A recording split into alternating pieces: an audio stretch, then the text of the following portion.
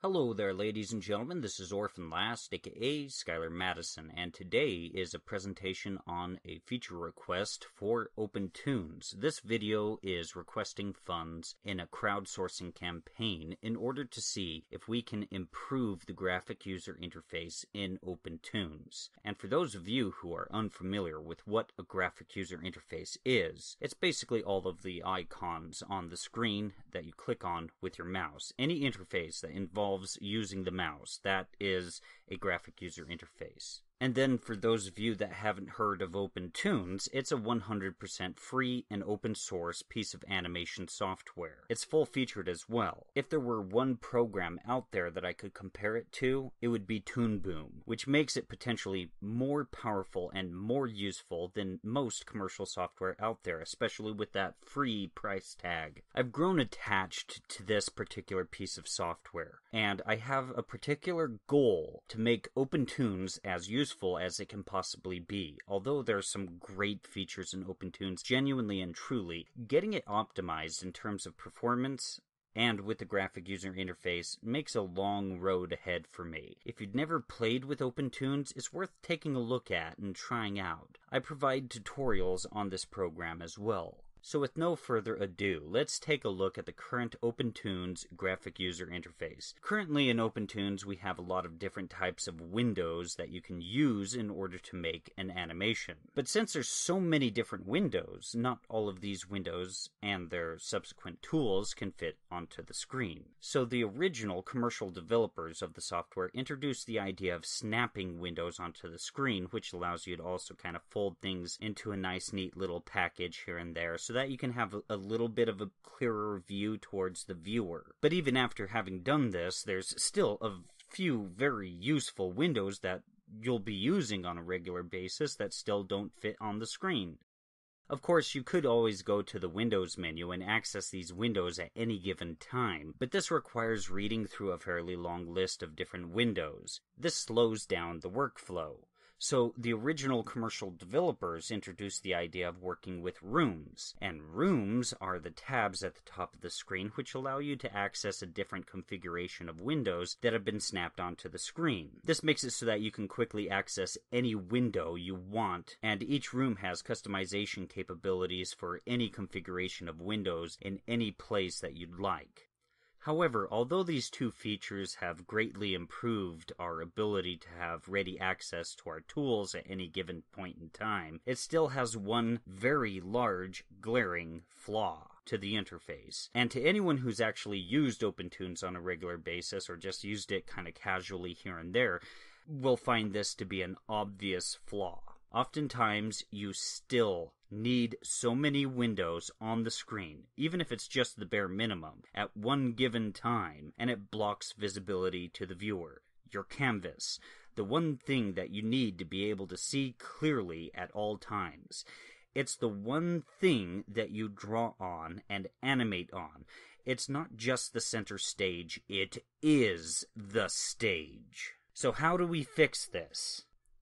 Well, in my opinion, the windows still take up too much space, regardless of the fact that they're movable, foldable, and etc. Regardless of the rooms and the tabs and all that stuff. Some of the reason is because they're difficult to move and shift around and fold around. The click box in order to move them is fairly small, and although I see no problem with that, it makes the interface a little unfriendly.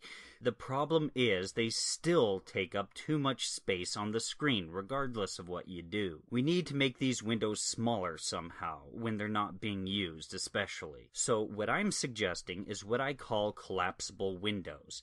Let's go ahead and reimagine the interface a little bit. If you notice, I've added in this demonstration a new icon to each window on the screen. It's just this little down arrow.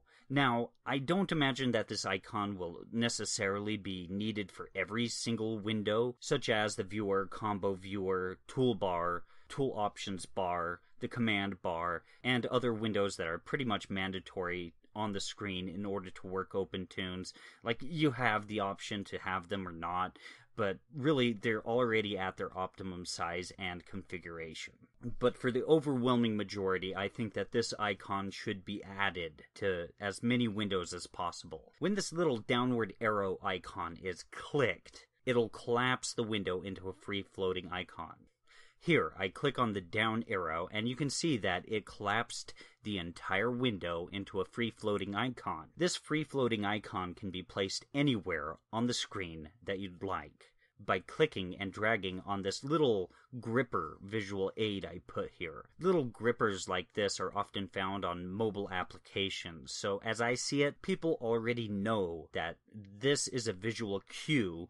That means that you can go ahead and click and drag on it in some way or another. You open the window back to full size by clicking on the main body of the icon. Notice how the free-floating icon disappeared after opening it to full size. Also notice how the window opened to full size and it snapped into its last known location and its last known configuration in relationship to all the other windows that are snapped on the screen at full size. Now, I collapse the window again by clicking on the downward arrow, and we can see that the free-floating icon appears in the last known location that I placed it. This allows you to customize where the icon for collapsed windows will be placed on the interface if you want to use a free-floating icon. Also, notice how on the free-floating icon there's a red X to indicate that you can close the window and get rid of the icon as well. This X indicator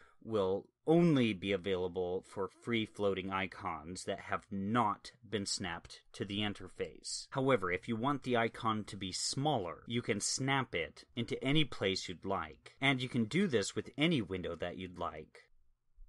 If you want two windows opened from their icons, they will snap together in their last known configuration. Also, notice that since these icons have been snapped to the interface, they don't disappear like a free-floating icon. And once you're done using that window, you can go ahead and collapse them once again. Also, notice that these snapped icons have a dark gray bar above each of them. The idea of this design came from how the X sheet and the horizontal timeline is designed. If you want to reorganize the free-floating icons, you can do so by clicking and dragging on this gray bar. Also, if you want to unsnap it from the interface, you would go ahead and click and drag from this gray bar as well.